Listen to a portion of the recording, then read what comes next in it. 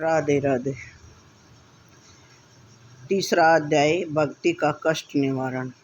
नारद जी बोले, हे मुनीश्वरों, भक्ति ज्ञान और वैराग्य के कष्ट की निवृत्ति के लिए श्रीमद् भागवत शास्त्र की कथा का ज्ञान यज्ञ करूँगा, किंतु यह बताइए कि इस यज्ञ के योग्य कौन सा स्थान है और कृपा करके इसकी महिमा भी मुझे सुनाइए। इस कथा की क्या विधि है और ये कितने दिनों में समाप्त कर देनी चाहिए। सनकादिक कहने लगे, हे नारद जी, आपको हम ये संपूर्ण विधि बताते हैं। इस कथा के योग्य सुंदर स्थान हरिद्वार के निकट आनंद घाट है। वहाँ पर ऋषि देवता सिद्ध सभी निवास करते हैं। अनेक प्रकार के लता बेलों और वृक्षों की सघनता के कारण बड़ी सुंदर छाया रहती है। इस घाट पर गंगा की सुंदर बालू बिछी हुई है।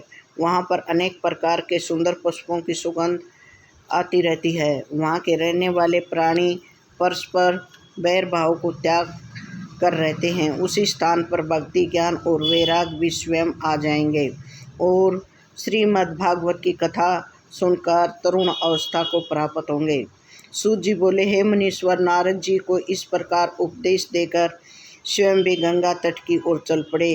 वहाँ पर बरंगु, वशिष्ठ, गौतम, देवल, मेधातिथि, देवरात, परशुराम, विश्वामित्र, शाकल, मार्कंडे, दत्तात्रेय, पिपलाद, व्यास, पराशर, छायासुख, जांजलि, जाहना आदि सभी मुख्य ऋषिगण अपने शिष्य, पुत्र तथा स्त्रियों सहित पधारे। उस स्थान पर वेद, उपनिषद, मंत्र, तंत्र, 17 पुराण, 6 शास्त्र, गंगा, जमुना, गोमती, घाघरा आदि नदियाँ, पुष्कर आदि सरोवर, कुरुक्षेत्र, प्रभास आदि सब अक्षेत्र, नंदक, काम्यवन, वृहदारण्य वन आदि सब वन, हिमालय, विंध्याचल आदि सब पर्वत और देवता, गंधर्व, यक्ष, राक्षस आदि सभी मूर्तिमान होकर उस आनंद घाट पर श्रीमद् भागवत कथा सूत पान करने के लिए पधारे। इस कथा के कहने वाले सनकादिक मुनीश्वर सुंदर उच्च आसन पर विराजे और समस्त श्रोतागण उस सुंदर पुलिन पर बैठे। वहाँ पर वैष्णव, विरक्त, सन्यासी तथा ब्रह्मचारी सब से अगन बैठे और उनसे भी आगे देव ऋषि नारद कथा मृत पान करने के लिए बैठे। उस स्थान पर एक और देवतागण, एक और ऋषिगण और एक और वेद उपनिषद एवं एक और तीर्थ इत्यादि तथा एक और समस्त स्त्रियां विराजमान हुई। दसों दिशाएं शंख, ध्वनि और जय जय के शब्दों से गूंजने लगी। देवगण आकाश से पुष्पों की वर्षा करने लगे।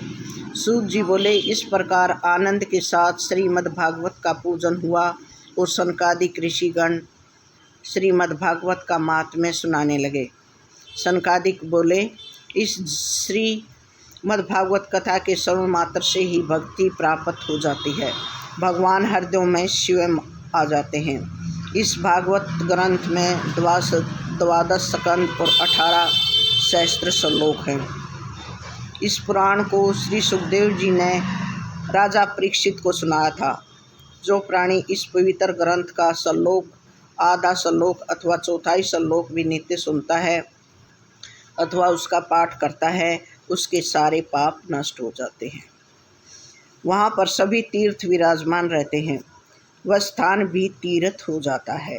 सहस्त्रों अश्वमेध यज्ञ तथा सैकड़ों वाजपेयी यज्ञ इस श्रीमद् भागवत की कथा का 16वां अंश भी नहीं है। हे ऋषि गणों, इस कथा के समान गंगा, गया, काशी, पुष्कर, प्रयाग कोई भी तीर्थ नहीं है।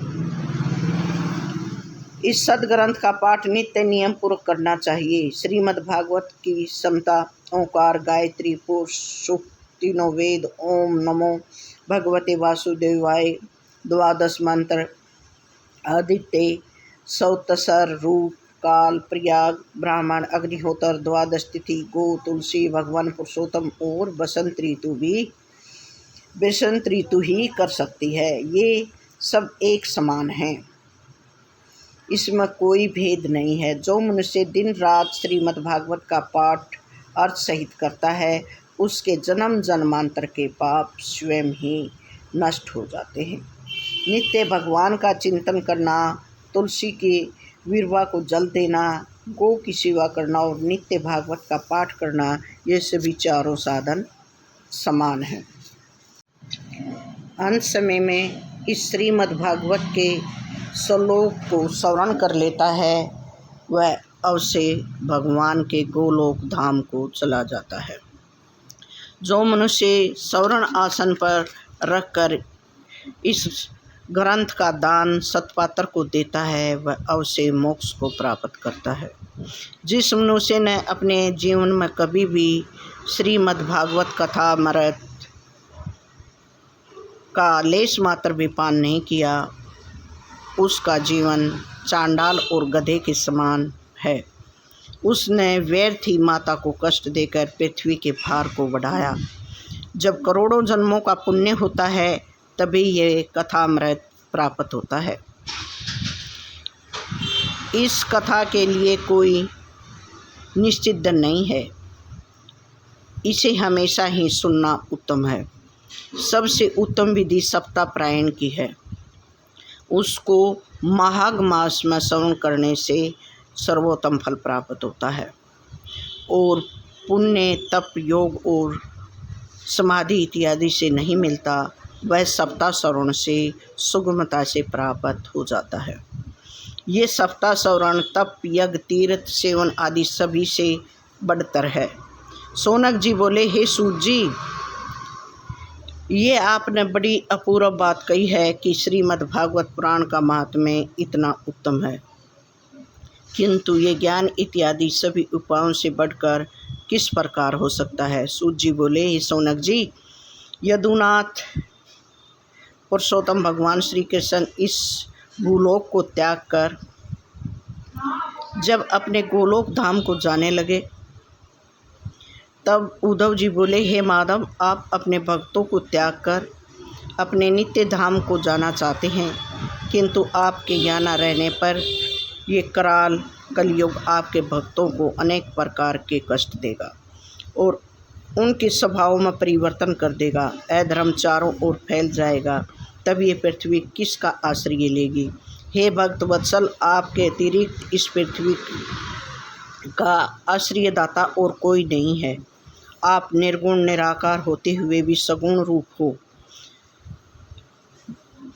कर भूभार उतारने के लिए ही युग युग में पधारते हैं।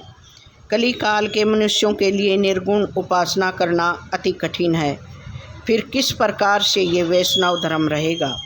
उद्धव जी के ऐसे वचन सुनकर भगवान श्री कृष्णचंद्र जी बोले, हे उद्धव, मैं अपने जाने के पश्चात श्रीमद् भागवत शास्त्र छोड़े जाता हूँ। उस शास्त्र में मैं स्वयं विराजमान हूँ, वह मेरी साक्षात वाणी है। इसके सेवन, श्रवण, पाठ तथा दर्शन मात्र से ही प्राणियों के सब पाप दूर हो जाएंगे। कलयुग में कोई भी साधन इस सप्ताह श्रवण से बढ़कर नहीं माना जाएगा, इसलिए इस सप्ताह श्रवण का विधान किया गया है। सूत जी बोले, हे मुनि वरो, जिस समय संत शिरोमणि सनकादिक ऋषि सप्ताह श्रवण की महिमा का वर्णन कर रहे थे, उसी क्षण एक आश्चर्यजनक घटना हुई। वहाँ पर भक्ति, ज्ञान और वैराग्य, हरे कृष्ण हरे गोविंद हरे मुरारी हे नाथ नारायण वासुदेव आदि भगवान के नामों का उच्चारण करते हुए प्रकट हुए। भगवान की परम प्रिय भक्ति को आते देखकर सब ऋषिगण बड़े ही प्रसन्न हुए। भक्ति ने कहा, मैं कली काल के प्रभाव से नष्ट हो चुकी थी, किंतु श्रीमद् भागवत के कथामृत से सींचकर सनकादिक मुनिवरों ने मुझे पुण्य पुष्टि प्रदान की है। अब मुझे मेरे निवास का स्थान बताइए। ये सुनकर सनकादिक बोले, हे भक्ति महारानी, तुम भगवान की अति प्रिय हो और भक्तजनों को पुष्टि प्रदान करती हो, इसलिए आप उन्हीं भक्तजनों के हृदय में विराजमान हो जाओ। कली काल के समस्त दोष संसार को ही तृप्ति कर सकेंगे, किंतु तुम्हारा वहाँ पर कुछ भी न बिगाड़ सकेंगे। सूत जी बोले, हे सोनक जी, सनकादिक ऋषियों के ये वचन सुनकर भक्ति उसी क्षण हरिजनों के हृदय में